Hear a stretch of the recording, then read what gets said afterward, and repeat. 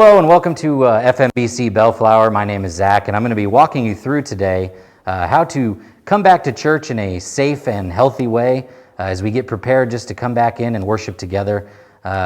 We've got a few guidelines that we'd like to go through, and I've got my friend here today, Anxious Aaron. And Anxious Aaron is ready to get back into church and he's ready to see all of his friends. But there's going to be some things we need to go over first, Anxious Aaron. So let's get to it. So here's Anxious Aaron getting ready to go back to church on the first day. Before you leave and come to church, make sure you don't have a fever, you don't have a cough, or no sore throat, or any other symptoms of being sick. Once you've cleared that, you're ready for the next steps.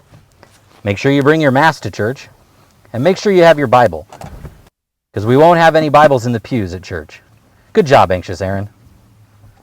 Anxious Aaron has finally made it to church, and he sees one of his really good friends, and he wants to give him a big old hug. Whoa! 6 feet, buddy! Now, Anxious Aaron, remember, when you come, we need to be socially distant and stay at least 6 feet apart. Or, Anxious Aaron seems to have lost his mask on his way into church. Thankfully, our ushers will have them available at the Welcome Center, and if you forget yours, you can get one there as well. Anxious Aaron is finally ready to get into the sanctuary, and he looks to go and find a seat. Oh no, Anxious Aaron, remember, you can't sit with other people that aren't in your family. You got to sit in every other pew, and please make sure to sit with your family members or at least 6 feet away from other people. Good job, Anxious Aaron.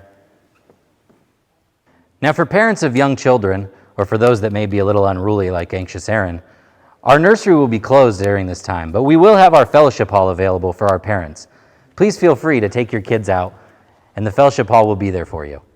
Anxious Aaron needs to go to the restroom during a break.